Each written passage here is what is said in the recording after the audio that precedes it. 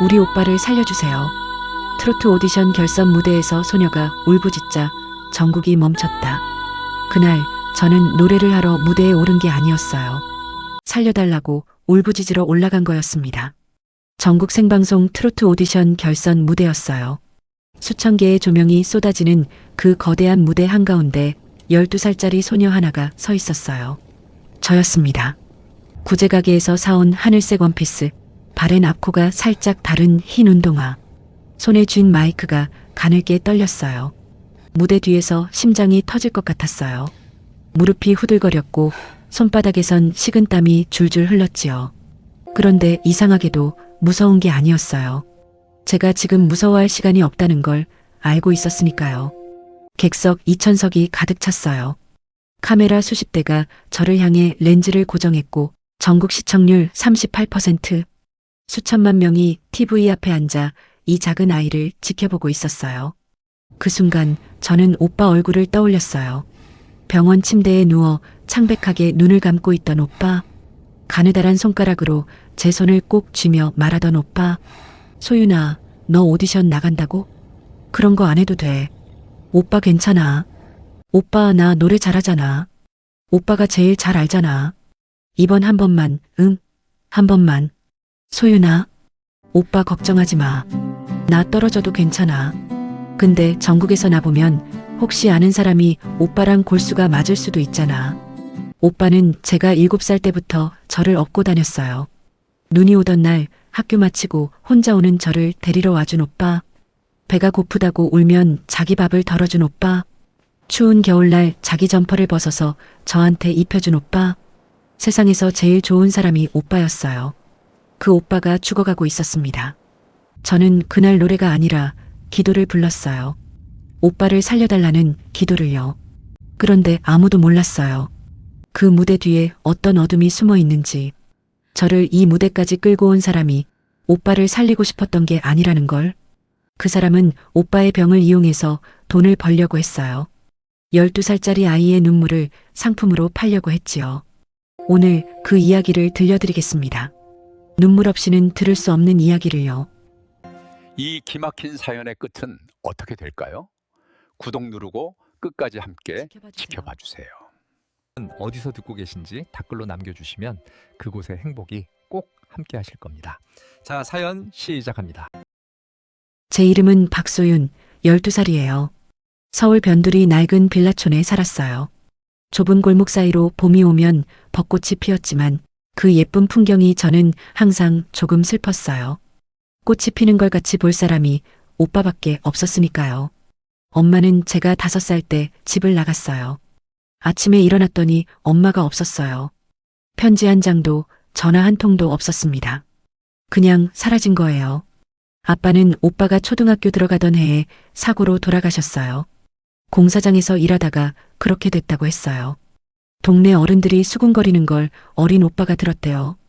그때부터 오빠는 어른이 됐어요. 10살짜리 오빠가 5살짜리 저를 업고 다녔어요. 그래서 저에게는 오빠밖에 없었습니다. 오빠 박민준, 16살. 그날도 저는 편의점 봉투를 들고 골목길을 뛰고 있었어요. 오빠가 좋아하는 컵라면 하나, 비타민 음료 하나. 오빠 몸이 안 좋아진 뒤로는 항상 이걸 사갔어요. 변변한 반찬은 못해도 이것만큼은 꼭 챙겼지요. 낡은 빌라 3층, 좁은 방문을 열고 들어서자 오빠가 이불을 뒤집어 쓴 채 누워 있었어요. 얼굴이 창백했어요. 이마엔 식은땀이 맺혀 있었고 이불 위로 삐져나온 팔뚝에는 멍 자국이 군데군데 보였어요. 또 멍이 들었구나. 저는 속으로 생각했지만 아무 말도 하지 않았어요. 오빠 나왔어. 오빠 좋아하는 라면 사왔어. 오빠가 힘겹게 눈을 떴어요. 저를 보자 억지로 웃음을 지었지요. 그 웃음이 가슴을 찌릅니다. 아파서 웃는 얼굴과 행복해서 웃는 얼굴은 달라요. 소유는 그 차이를 알면서도 모른 척했어요. 야, 그 돈으로 너 간식이나 사 먹지. 나 안 고파. 오빠나 먹어. 저는 라면에 물을 붓고 오빠 곁에 앉았어요. 방 한쪽 벽에는 기타가 기대어 있었어요. 먼지가 살짝 쌓여 있었지요. 한때 오빠가 제일 아끼던 물건이었어요.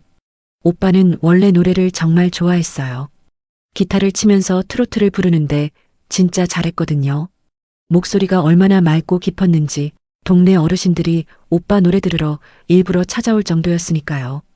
따뜻한 여름날 골목길에서 15살 오빠가 기타를 안고 앉아 노래를 불렀어요. 제가 그 앞에서 손뼉을 치며 박자를 맞추면 동네 할머니들이 모여서 흐뭇하게 바라보셨지요. 야야, 이 집 오빠는 나중에 가수 되겠다. 목청 한번 타고났네. 맞아요, 우리 오빠 최고야. 그게 작년 여름이었어요. 그 오빠가 아프기 시작한 건 작년 가을이었어요.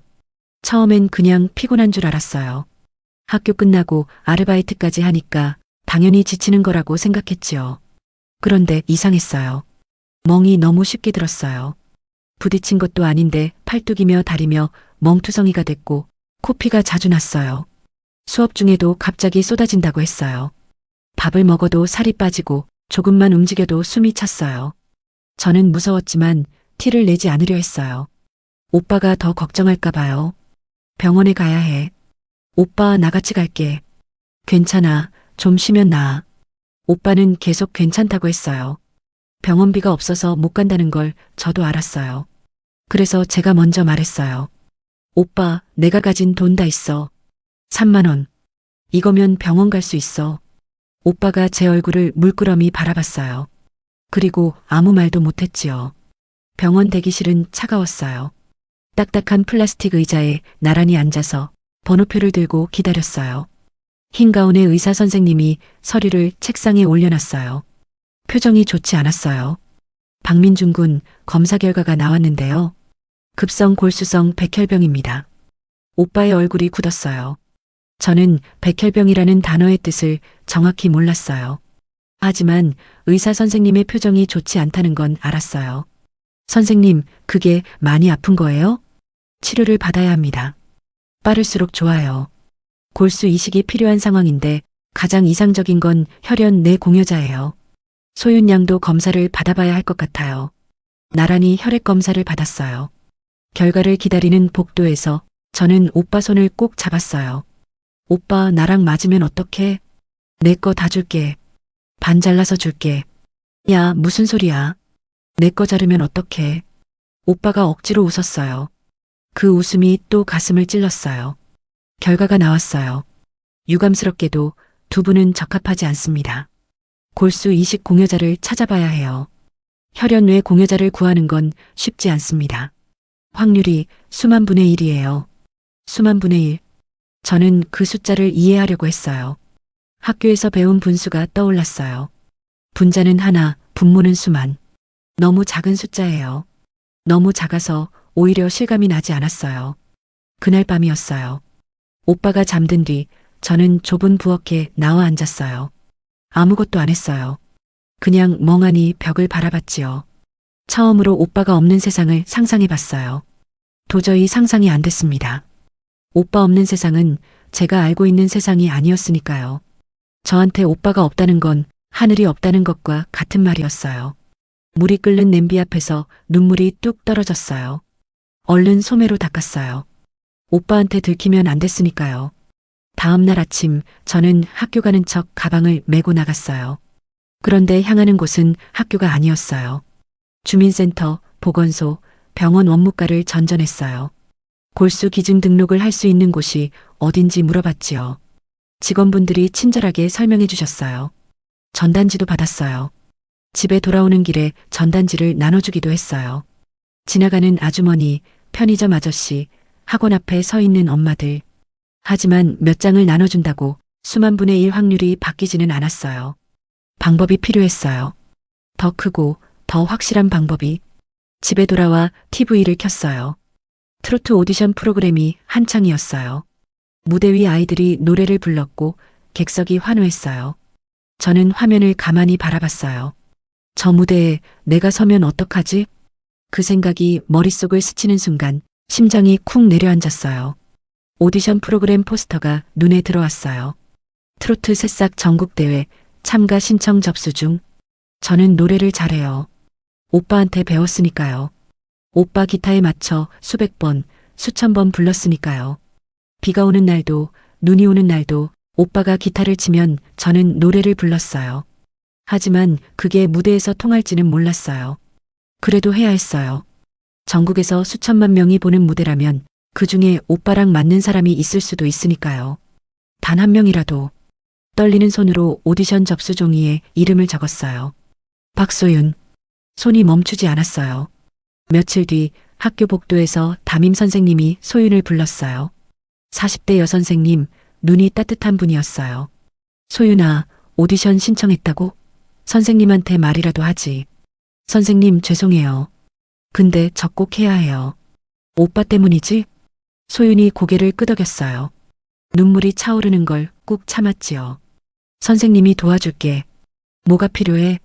선생님이 방과 후 빈 교실을 연습실로 빌려줬어요. 매일 해가 지도록 연습했어요. 처음엔 목소리가 떨리고 박자가 흔들렸어요. 노래를 부를 때마다 오빠 생각을 했어요. 오빠가 기타 치며 가르쳐 준 것들. 숨 쉬는 법, 떨리지 않는 법, 가슴으로 부르는 법. 오빠 목소리가 제 안에 있는 것 같았어요. 그래서 두렵지 않았어요.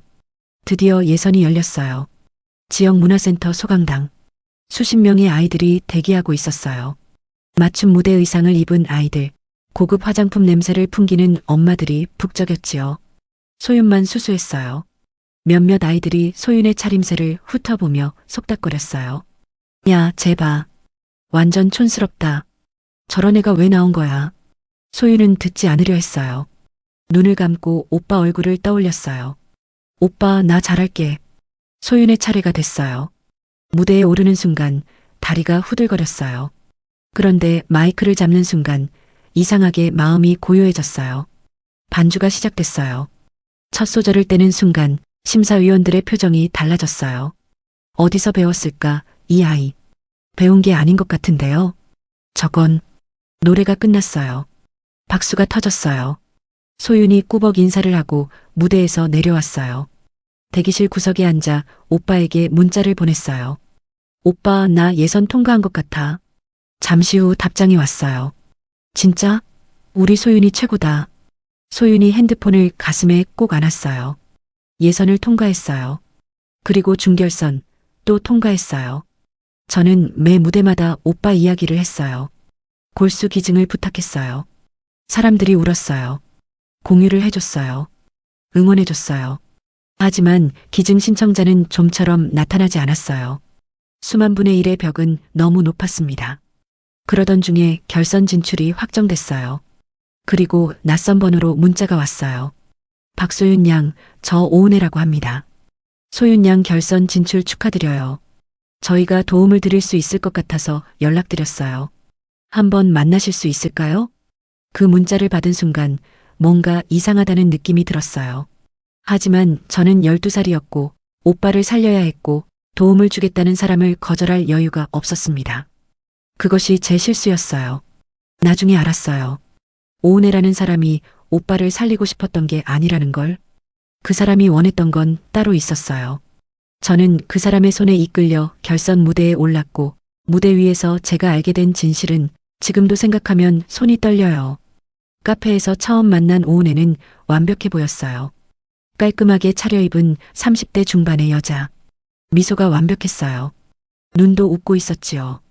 하지만 소윤은 그 눈 속에서 뭔가 차가운 것을 느꼈어요. 설명하기 어렵지만 느껴졌어요. 소윤아, 정말 잘됐다. 언니가 소윤이 무대 보고 얼마나 감동받았는지 몰라. 오빠 이야기 들으면서 눈물이 막 났어. 감사해요. 소윤이가 진짜 오빠를 살리고 싶으면 언니가 도와줄 수 있어. 결선 무대에서 제대로 스포트라이트를 받아야 사람들이 더 많이 보잖아. 의상도 헤어도 스타일링도 다 해줄게. 방송국 PD한테도 소윤이 사연 좀 더 띄울 수 있게 부탁도 해놨어. 솔깃했어요. 하지만 뭔가 걸렸어요. 언니는 왜 저한테 이렇게 잘해줘요?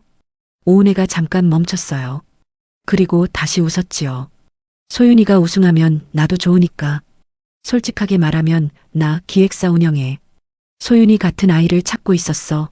소윤이가 우승하면 소윤이한테도 좋고 나한테도 좋잖아. 윈윈이지. 계약 같은 거 써야 해요? 그건 나중에 생각해. 일단 오빠 살리는 게 먼저잖아. 그 말에 소윤의 경계가 녹았어요. 오빠, 그 단어 하나가 모든 의심을 지웠지요. 저는 그 말에 넘어갔어요. 오빠 앞에서는 저는 아무것도 아니었으니까요. 그날부터 오은혜의 일정이 시작됐어요. 의상 피팅, 헤어 연습, 카메라 테스트. 낯설었지만 따라갔어요. 오빠를 살릴 수 있다는 생각에. 그런데 사흘 뒤였어요.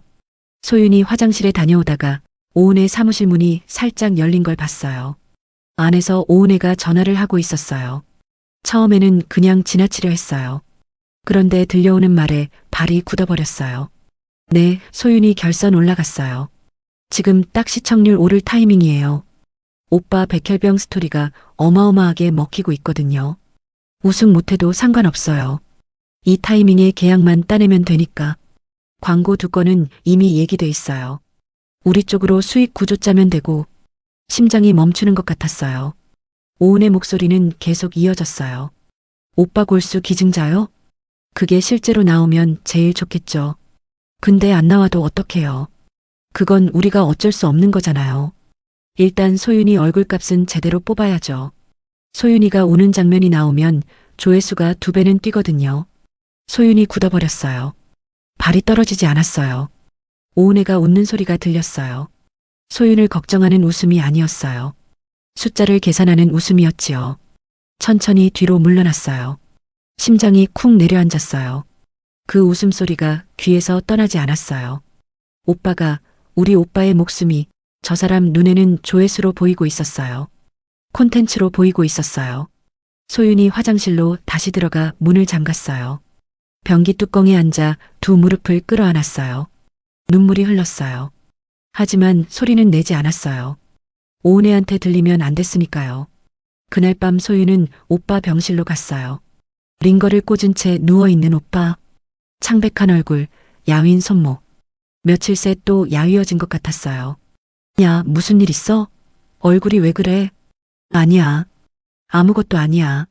거짓말. 소윤이 얼굴 내가 모를 것 같아? 오빠, 나 무서워. 뭐가? 내가 결선 무대 서는 게 오빠한테 진짜로 도움이 될지 모르겠어. 사람들이 나를 보는 게 오빠를 살리고 싶어서인지 아니면 그냥 울고 싶어서인지. 오빠가 한참 소윤을 바라봤어요. 야위어진 손을 뻗어 소윤의 머리를 쓰다듬었지요. 소윤아. 응. 내가 무대에서 노래하는 거 오빠는 진짜로 보고 싶어? 골수 기증자 나오면 좋고 안 나와도 그냥 우리 소윤이 무대에서 노래하는 거 한 번만 보고 싶어? 그게 오빠 소원이야. 소윤이 눈물을 참았어요. 이를 악물었지요. 알았어. 오빠. 병실 복도에 나와 벽에 등을 기댔어요. 손을 가슴에 올렸어요. 심장이 뛰었어요. 오빠의 소원이 뭔지 알았어요. 그러면 저도 할 일이 생긴 거잖아요. 오은혜가 뭘 원하든 저는 제가 원하는 걸 해야 했어요. 오빠를 위한 노래를 진짜로 불러야 했어요. 그런데 그것만으로는 부족했어요. 소윤은 더 크게 싸워야 한다는 걸 알았어요. 담임 선생님에게 전화를 걸었어요. 선생님, 저예요. 부탁드릴 게 있어요. 무대에서 제가 하고 싶은 말을 할 수 있을까요? 노래 말고요. 진짜 하고 싶은 말이요. 선생님 목소리가 잠시 멈췄어요.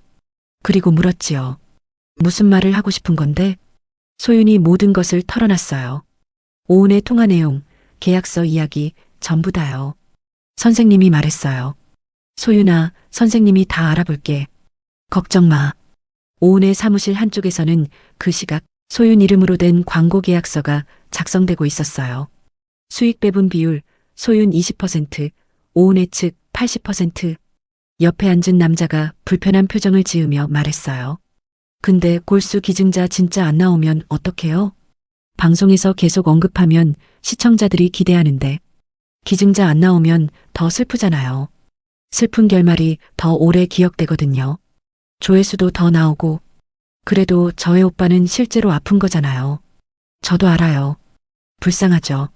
근데 우리가 어떡해요? 우리가 골수를 만들어줄 수 있는 것도 아니고 할 수 있는 걸 하는 거죠. 남자가 더 말을 못했어요. 오은혜가 서류에 사인을 했어요. 볼펜 끝이 미끄러지듯 움직였어요. 그 서류에 소윤 이름이 있었다는 걸 소윤은 몰랐어요. 결선 전날 밤까지도 몰랐지요. 결선 전날 밤이었어요.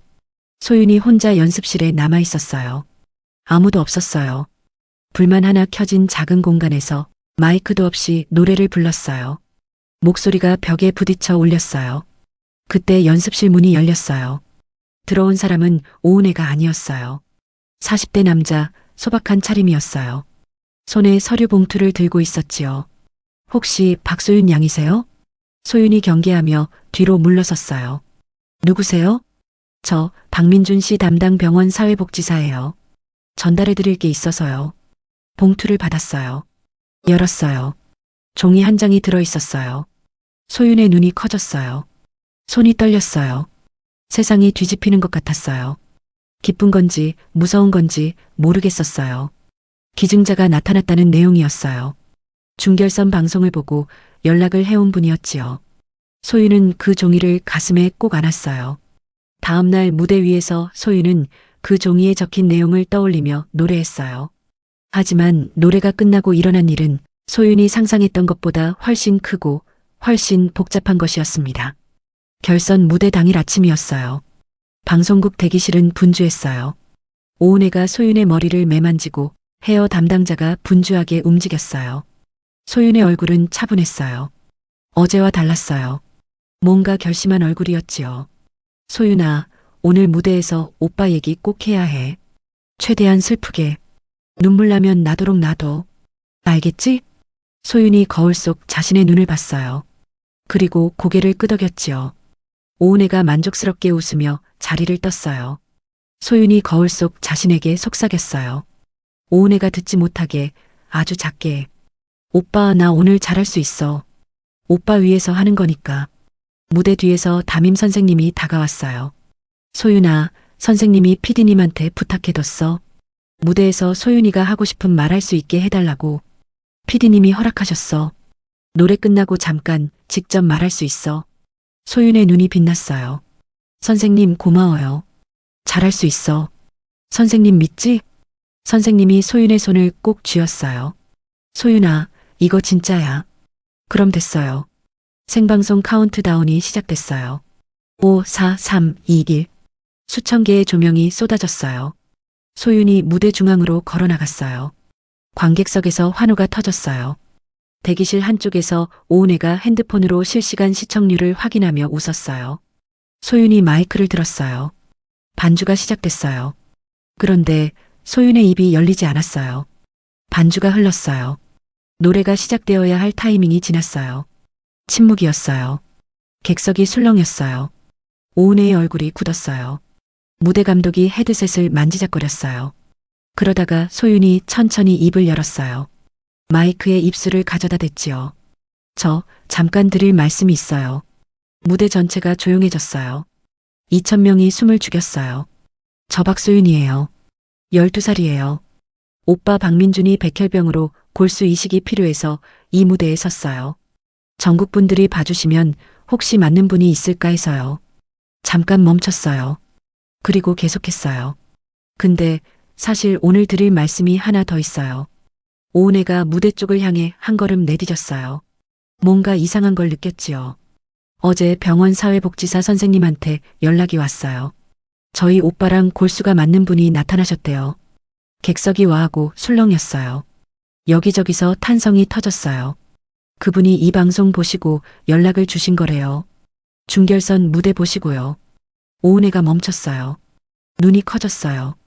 자신이 예상하지 못했던 방향으로 흘러가고 있었어요. 그분이 누구신지 저는 몰라요. 근데 그분 덕분에 오빠가 살 수 있게 됐어요. 소윤의 목소리가 처음으로 흔들렸어요. 입술이 파르르 떨렸어요. 저 오늘 노래는 그분께 드리고 싶어요. 그리고 오빠한테요. 그런데 소윤은 여기서 멈추지 않았어요. 눈을 들어 정면을 바라봤어요. 떨리지 않는 목소리로 말했어요. 그리고 한 가지 더 말씀드려야 할 게 있어요. 저를 도와준다고 찾아온 사람이 있었어요. 오은혜라는 분이었는데요. 그분이 저한테 한 말이 있어요. 오은혜가 무대 쪽으로 뛰어들려 했어요. 하지만 무대 감독이 막았어요. 그분은 저한테는 오빠 걱정하는 척 했어요. 그런데 전화통화에서 이런 말을 했어요. 골수 기증자가 안 나와도 더 슬프면 조회수가 나온다고. 소윤이 얼굴값을 뽑아야 한다고. 객석이 술렁였어요. 사람들이 웅성거렸어요. 그것도 모자라서 제 이름으로 광고 계약서까지 만들었어요. 저는 몰랐어요. 사인도 안 했어요. 제가 번 돈의 80%를 가져가는 계약서였어요. 12살짜리 저한테 몰래요. 객석에서 분노의 탄식이 터져나왔어요. 무대 뒤에서 오은혜의 얼굴이 낯빛으로 변했어요. 허겁지겁 출구를 향해 몸을 돌렸어요. 그런데 복도에는 이미 경찰들이 대기하고 있었어요. 담임 선생님이 미리 신고를 해두었던 거였어요. 소윤아, 선생님이 다 준비해놨어. 오은혜가 경찰복을 보는 순간 멈칫했어요. 방향을 틀어 무대 쪽으로 뛰어들려 했지요. 양쪽에서 경찰 2명이 오은혜의 팔을 잡았어요. 오미란 씨, 미성년자 대상 사기 및 아동 착취 혐의로 긴급 체포합니다. 오은혜가 발버둥을 치며 소리 질렀어요. 나는 이 애를 도와주려 했다고요. 오해예요. 오해라고요. 하지만 그 소리는 이내 관객석에서 터져나오는 거대한 함성에 묻혔어요. 카메라가 다시 무대 위 소윤을 비췄어요.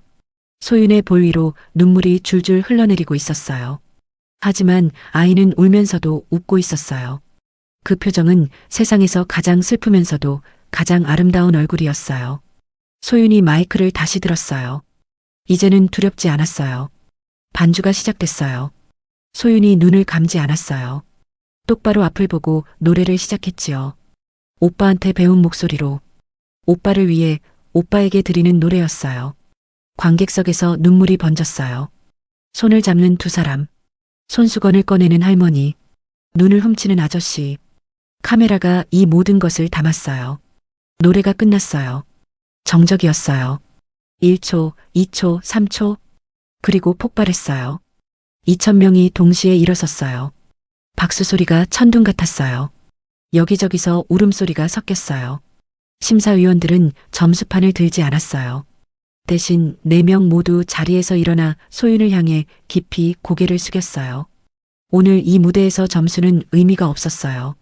12살 소녀가 온몸으로 보여준 용기 앞에서 방송이 끝난 뒤 소윤이 제일 먼저 한 말은 단 한마디였어요. 오빠한테 가고 싶어요. 병원 복도를 달렸어요. 병실 문 앞에서 잠깐 멈췄어요. 심호흡을 했어요. 그리고 문을 열었어요. 민준이 침대에 앉아 TV를 보고 있었어요. 화면에는 소윤의 무대가 재생되고 있었어요. 눈가가 빨갛게 되어 있었지요. 박소윤. 오빠, 너 언제 그렇게 노래를 잘하게 됐냐고. 소윤이 뛰어가서 민준의 침대 끝에 앉았어요. 오빠가 가르쳐줬잖아. 민준이 소윤을 바라봤어요. 야위고 창백한 얼굴이었지만 눈빛은 어느 때보다 따뜻했어요. 골수 기증자 진짜 나타났어? 응. 수술 날짜 잡는데. 민준이 눈을 감았어요. 긴 숨을 내쉬었어요. 그 숨 속에 얼마나 많은 것이 담겨 있는지. 고마워, 소윤아. 뭐가? 다 고마워. 근데 다시는 이런 거 하지 마. 알겠어? 오빠 때문에 오빠 여동생이 TV에 나가고 그러면 안 되지. 이미 나갔는데 어떡해. 2사람이 웃었어요. 링거줄이 흔들렸어요. 병실 창으로 저녁 햇살이 비스듬히 들어왔어요. 그날 이후로 많은 것이 달라졌어요. 오은혜에 관한 이야기가 전국으로 퍼졌어요. 담임 선생님이 미리 방송국 PD에게 오은혜의 통화 내용을 전달해뒀고 PD가 자체 조사를 시작했어요. 미성년자 동의 없이 체결하려 했던 광고 계약, 소윤 명의의 수익 구조 조작 전부 드러났어요. 방송국 앞에서 오은혜가 취재진에게 둘러싸였어요. 처음엔 태연하게 미소를 지으려 했어요. 저는 소윤이를 도우려고 한 거예요. 오해가 있는 거고요. 통화 내용이 공개됐는데요. 골수 기증자가 안 나와도 조회수가 더 나온다는 발언에 대해서는요. 오은혜의 얼굴이 굳었어요. 더 이상 웃음이 없었어요. 오은혜는 결국 미성년자 대상 불공정 계약 시도로 조사를 받았어요. 소윤과 체결하려 했던 계약은 전부 무효가 됐지요. 세상은 생각보다 나쁜 사람을 오래 두지 않았어요. 수술 전날 밤이었어요. 소윤이 민준의 손을 잡고 앉아 있었어요. 조용한 병실이었어요. 소윤아, 오빠가 만약에 없어. 야, 들어봐. 싫어. 그 말 듣기 싫어. 민준이 소윤의 손을 꼭 쥐었어요. 만약에 잘 되면, 오빠가 다 나으면, 소윤이 뭐 하고 싶어? 학교 가고 싶어? 친구들이랑 밥 먹고 싶고, 오빠가 기타 치면서 노래 가르쳐 주면 좋겠어. 그거면 돼. 소원이 그거야? 응, 해줄게. 두 사람이 손을 잡은 채 조용히 있었어요. 링거가 일정한 속도로 떨어졌어요. 밖에서 간호사들이 오가는 소리. 세상은 계속 돌아가고 있었어요. 수술은 6시간이 걸렸어요. 소유는 대기실 의자에 앉아 한 번도 자리를 뜨지 않았어요. 담임 선생님이 옆에 계셨어요. 오빠를 아끼는 동네 어른들도 오셨어요. 국밥집 사장님이 따뜻한 음식을 가져왔어요. 아무도 가지 않았어요. 다 같이 기다렸어요. 수술실 빨간 불이 켜진 복도. 소윤이 앉아서 손을 무릎 위에 가지런히 올렸어요. 눈을 감았어요. 작은 소리로 뭔가를 흥얼거렸어요. 오빠한테 배운 그 노래였어요. 그리고 빨간 불이 꺼졌어요. 의사가 나왔어요. 마스크를 내리며 지친 얼굴로 웃었어요. 잘 됐어요. 소윤이 눈물을 쏟았어요. 소리 없이 그러나 온몸으로. 오빠가 살았어요. 오빠 나야. 소윤이야. 알아. 배고파? 뭐 먹고 싶어? 라면. 소윤이 웃음을 터뜨렸어요. 눈물이 범벅이 된 얼굴로 웃었어요. 사줄게.